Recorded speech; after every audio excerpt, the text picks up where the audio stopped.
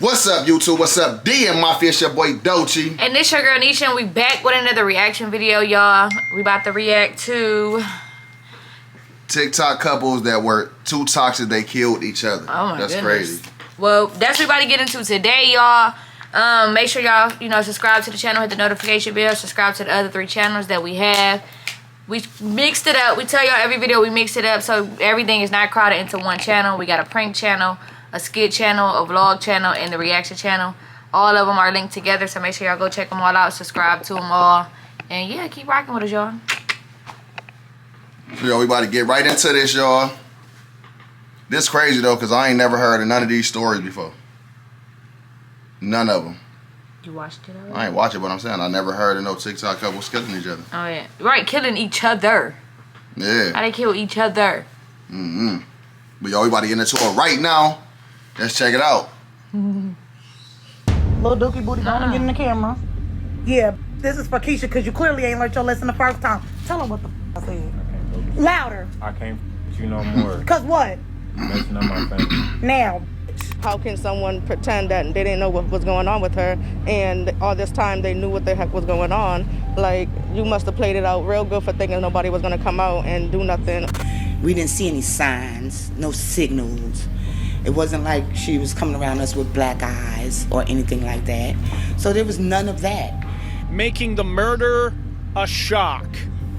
It is definitely a betrayal. You ever scroll through TikTok and see those couples who seem too perfect? Take Winter Straw. On the outside, her relationship looked fun, even sweet. But behind the scenes, it was full of control, manipulation, No, comment down below right now if y'all know until it who they ended was. in murder. Then there's Jessica Edwards. She was a new mom trying to find her balance. But instead of support, she faced resentment that turned into something much worse. And Kayana and Ronald Burns, a TikTok famous power couple who built a whole brand on success and family values. But behind the scenes, their marriage was falling apart under financial pressure, emotional turmoil, and ultimately, a shocking murder-suicide. 3 couples, 3 relationships that played out in front of millions. Let us know if y'all know any of these couples, y'all, that y'all ever see them. We probably did run past them before, but they never that were so toxic. They killed each other. There'd be so many TikTok couples I don't be knowing. Winter Straw and Renardo Johnson. This incident started at about 6 o'clock on Sunday night near the 700 block of Mallet Hill Road. Winter Straw was just 25 years old, a bright and bubbly young woman with dreams that stretched beyond TikTok. She had a devoted family and a passion for helping people. Because of her passion for helping people, she decided to become a lawyer. She was a good friend, good sister, great daughter. All around just a... Hey, put this in your Why the ear. light cut off? I know how you hate going to my parents' house because they're always speaking Spanish. You could never understand anything. But watch. It's a good person, a rising star. A rising star. If you met her, you loved her. And if you never met her, you wish you had. Keep trying to cut off on her me, mother though. said she was planning to go to law school. But while she worked towards that, she became an influencer who had a growing presence on TikTok. She shared dance videos, beauty tips, and snapshots of her seemingly picture-perfect relationship with Renardo Johnson. Who was interested first? Who said I love you first?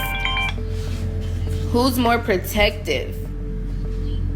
Who cleans more? Who eats the most? Who spends the most money? Last hits. Who is most likely to start an argument? Who falls asleep first? Who is more annoying? Who loves the hardest?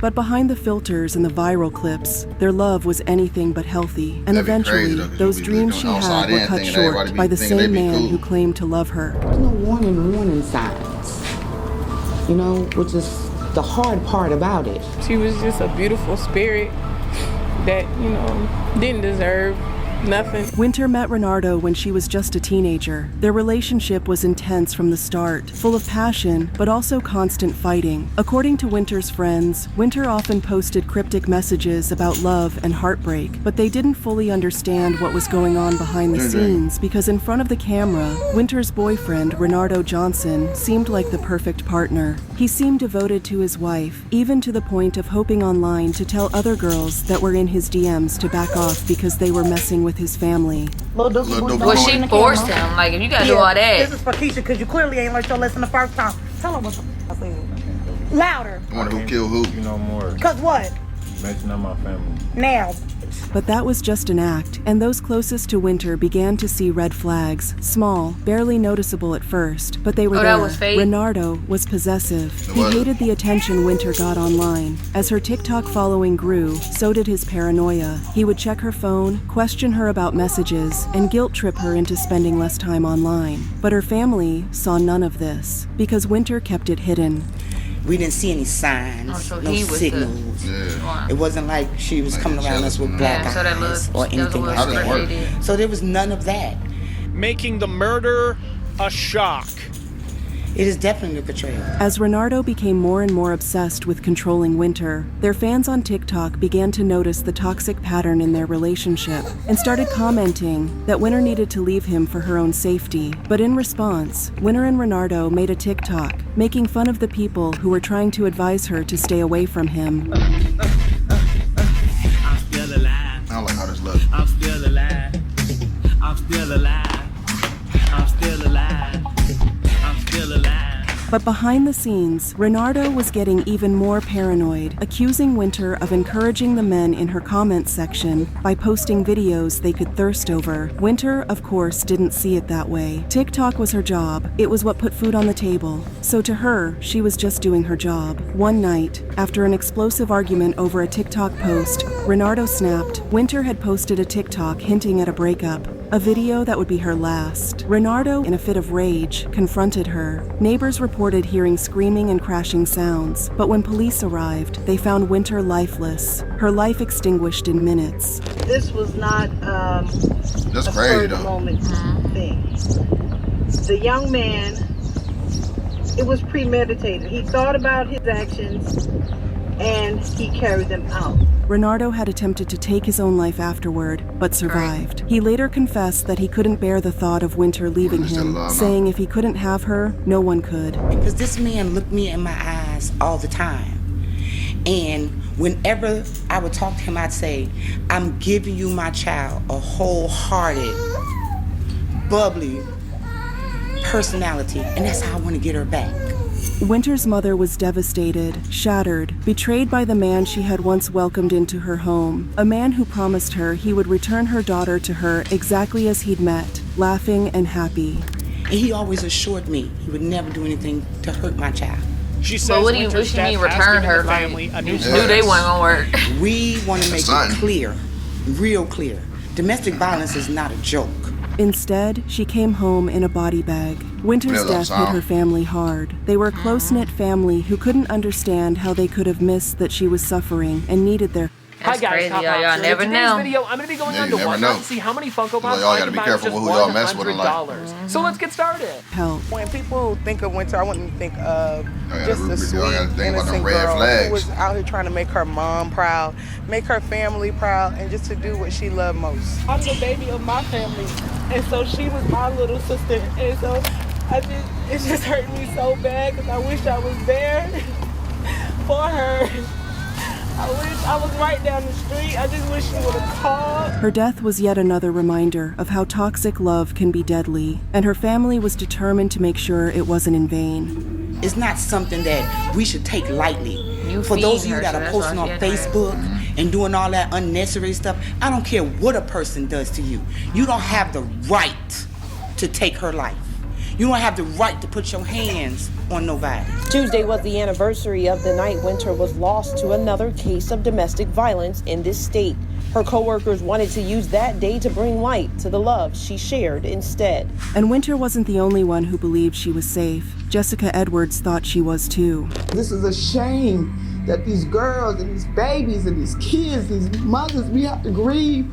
These dudes be sick. Decided they wanted to take God. A lot of girls be sick too. Like, we gotta make sure you find the right person in life. Yeah, because that's dumb. That's a dumb thing. Oh, if I can't have you, nobody can. Like, girl, boy, get over it. Yeah. There's plenty of people in the world. Jessica Edwards and Taj. Can I see the last? Friends and family are still searching for a missing mother from South Windsor. Too? They gathered at Hartford at Riverside Park today to continue looking for Jessica Edwards.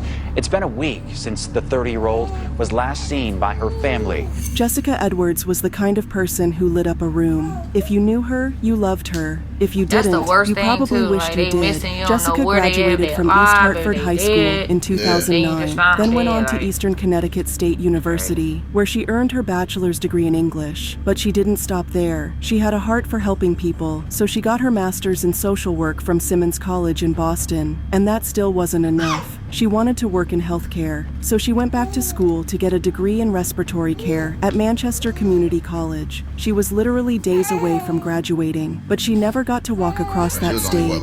Somewhere along the way, Jessica met Todd Hutchinson. He was 8 years younger than her, just 22 at the time of her death. It's unclear exactly how they met, but at some point, things got serious. They got married, had a baby, and started a life together. Now, to the outside world, they looked like your average young couple, balancing work, school, and parenthood. But behind closed doors, it was a different story. South Windsor police are working with state and federal authorities to try to track her down. I'll be meeting with the town manager and the police chief tomorrow, and we're going to look at all the resources that we have to try to help in this effort to bring Jessica home safely. On May 10th, 2021, Jessica vanished. If you know anything about Jessica's whereabouts, call police. Her husband, Taj, went on social media and played the role of the worried husband. He posted emotional messages like, "It's another lonely and worrisome night without you, my love. Son, and I miss you so much. I don't have an appetite to eat or sleep knowing that you aren't here with me. Every time I came home, you were always there taking care of our beautiful son that we created. Whenever I was down, you always lifted me up. I've never even been so many days without you. My heart is broken right now. Oh, you made this whole post knowing you killed her. Please, you know exactly where she is. Wherever you are, come back safely." He wanted people to believe that Jessica had just walked away, that she left her baby, her family, and her entire life behind. I love you and need you so much, and our son worries about you too. I feel like he barely wants to eat.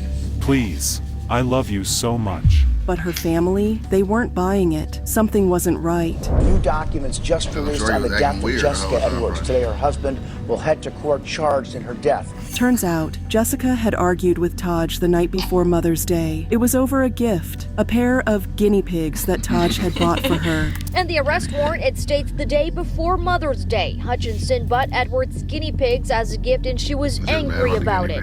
On Mother's Day, their argument led to a physical confrontation. Now, was she upset because she hated guinea pigs? Maybe. But what really mattered was how that argument escalated. By the next morning, the fight turned physical. According to police, he said he pushed her, which caused her ear to bleed. The next day, on Monday morning, according to the warrant, their arguing continued, and this time, she said Edwards hit him in the head with a laptop, grabbed a kitchen knife, and he pinned her to the ground. Jessica fought back. She hit him with a laptop. She grabbed a knife. She was defending herself. No card reader, no problem. Jim's got you covered. So she Accept pinned any him down payment, with a knife, or debit, you pinned her credit, down with a Apple knife? Pay, or digital wallets, using just your phone. No extra hard. But Taj was bigger and stronger. He pinned her to the ground, kneeling on her neck and back, just like what happened to George Floyd. She struggled. She tried to breathe, and then she stopped moving. And eventually, she stopped moving and died.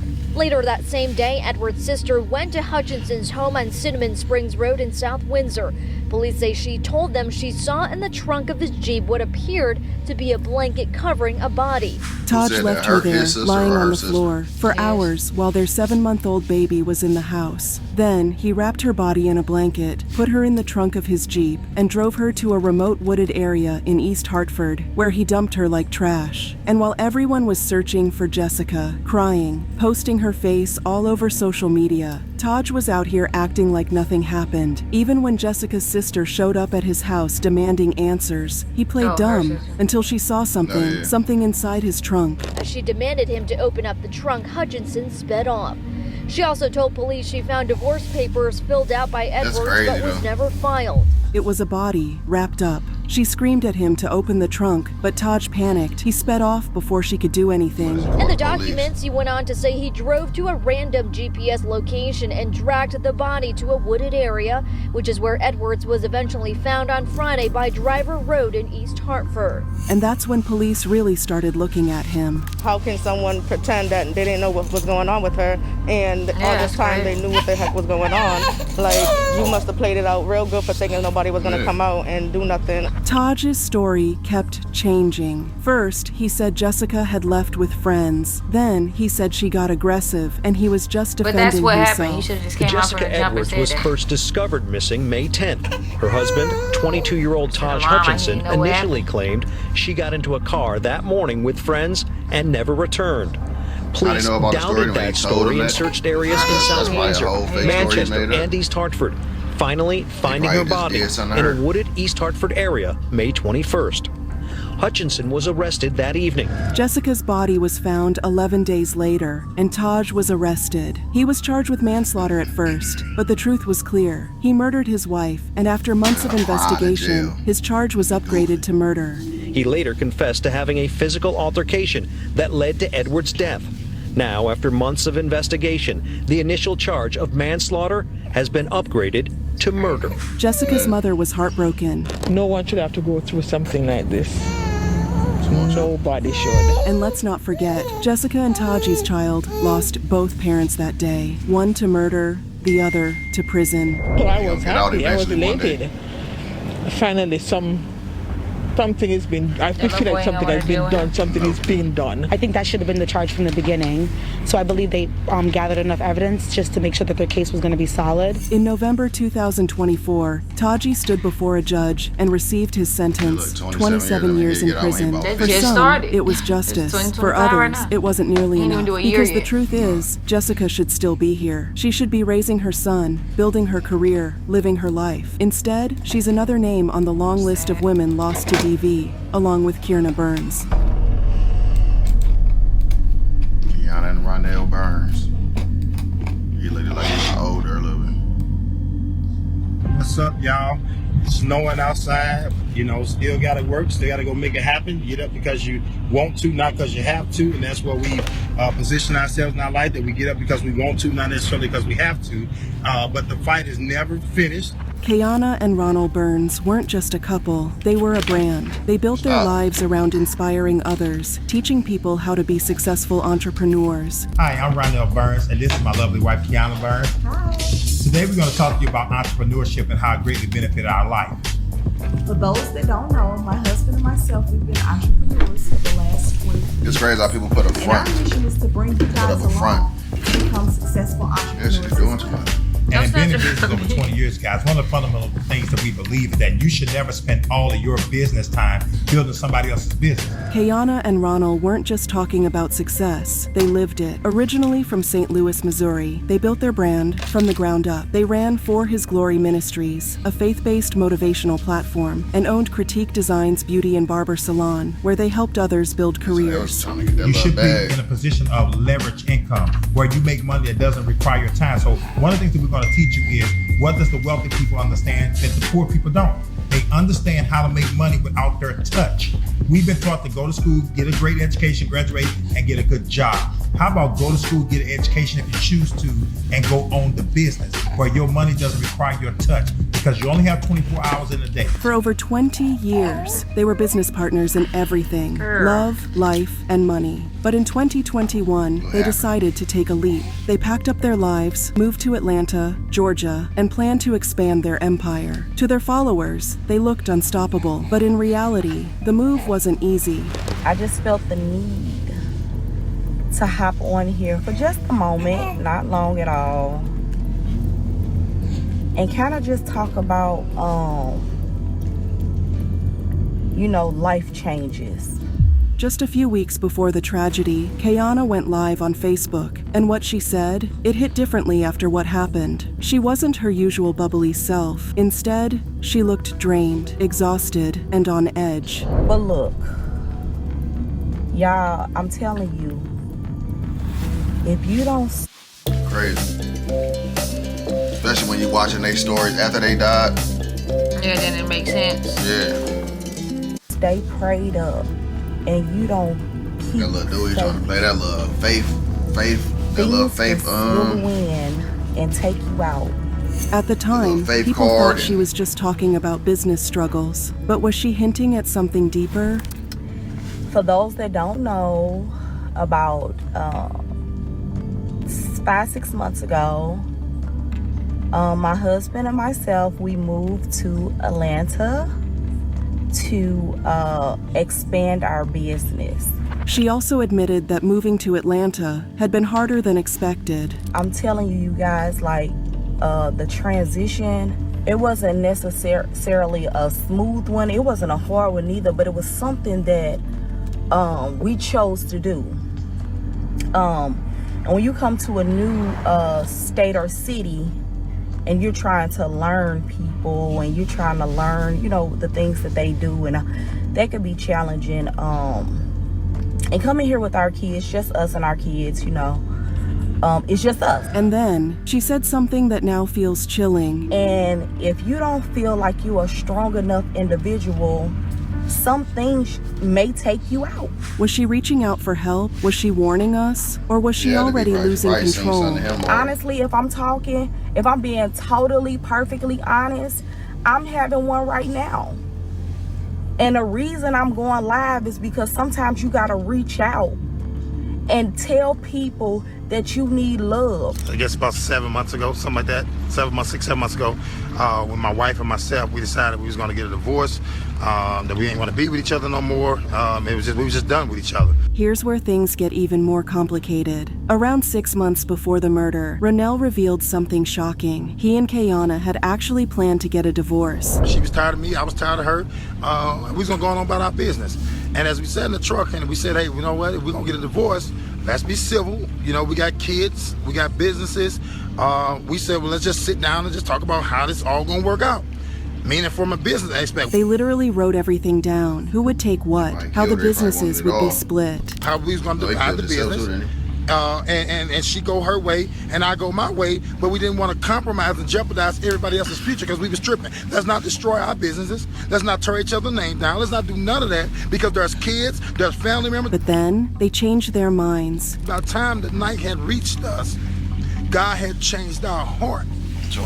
And I start thinking back to Jesus when he was on the cross. They stayed together, but had they already crossed a point of no return? On November 6th, 2021, something snapped. Inside their luxury apartment in Sandy Springs, Georgia, an argument escalated into something no one saw coming. Kayana, the same woman who preached strength and faith, grabbed a firearm. She fired at Ronell, and then she turned the firearm on herself. When police arrived, they found both of them dead. A murder-suicide. No history of DV, no past police reports, no warning signs, except for that eerie Facebook Live. So what really happened between Kayana and Ronell? Some say it was financial pressure, that starting over in a new city put too much strain on them. Some believe their marriage was broken long before the move, and staying together only made things worse. And some think Kayana had reached a breaking point, one she never spoke about until it was too late. Yeah. So nobody never know like what really happened. Thank you for watching. She really ain't break it down. No. That's crazy. Yeah, that's crazy. Now, what y'all think about them stories, y'all? Comment down below. Let us know what y'all think about them stories. That's crazy though, cause I thought it was him the whole time. He looked like the one that'd do something like that. That's but crazy. I guess you can't judge a book by its cover. You can't, cause wow. Cause like a lot of times, like the way me and Danny handle our relationship and the way we go about things, we feel like everybody that come around us is the same way. But a lot of times, like when we see, like we notice that a lot of couples is not like us. Yeah. So like you never know what couples we've been around that's really going through stuff and abusive, cheating, anything, like any type of problem in their relationship though. Cause like nobody really opened up to us about their relationship like that before. Cause I don't know, people feel like, oh, they, I don't know. They probably, I don't know. They probably feel like what? I don't know. Like their relationship, they perfect, or they think they perfect, or they fake, or I don't know. Cause like we really don't go through nothing, y'all. It's crazy, but we don't. So I don't know. We feel like every time we go around other couples, we just feel like they the same way. We automatically think that. Everybody ain't like how we is, and we noticed that we noticed that a whole lot. Yeah. And then so watching no telling who be going through depression or what they be going through, and that'll take out the whole family and the whole friends and all. Like you don't know what people be going through. That's why you got to be careful. Oh, we did have a couple reach out to us before, but yeah. Oh yeah. We ain't gonna say nothing on here. I was about to say, but yeah, y'all, it's crazy. Like you just gotta stay strong, y'all. Even if you personally going through something like that, you just gotta think before you act. I know sometimes it's hard. Love is hard. Love is real. But at the end of the day, especially if you got kids and all that too, y'all, just, you could find love again, or you could just don't find love, but don't kill nobody over it. It ain't that deep, y'all. No. You know, if nobody, I can't never, you know, but that's the dumbest thing to say in the world. Because you're going to be dead, so. Yeah, like, dead or in jail. That's just crazy, though. All them little stories that we just watched today was crazy. Yeah. Like these little young couples killing each other, and but you never know what people be thinking about, or no telling what they be going through for real behind closed doors. But they don't. So like I said, people be going through depression, and depression is real, y'all. Yeah, so just seek help, y'all, before y'all do anything depression, crazy. Seek help, because people do get fed up. Like that's crazy, and feel like this is it. Like they feel like giving up. Like what else can I do? Like I'm about to lose my family. I'm about to lose this. I'm about to lose that. But you know, God is stronger than everything. About to lose my cars, house, all that. Like people don't, like you don't really know what people be going through. Yeah. But I'm here to tell y'all that God is real. Seek Him, and you'll be all right. Like a lot of time, God will bring you down to bring you back up. Yeah. So you just gotta, He just tests your faith. You just gotta be strong and overcome it. Yeah. When God ready to take you, He'll take you. Don't take yourself out. Don't take nobody else out. Let God do that. That's not your job. Okay. But yeah, these are some crazy stories, y'all. These just kind of crazy, but so we probably about to do another reaction for y'all. And like this video up, subscribe to the channel, comment down below y'all thoughts and opinions. Let us know what y'all thought about this video. Until next time, y'all, we out. Peace. Peace.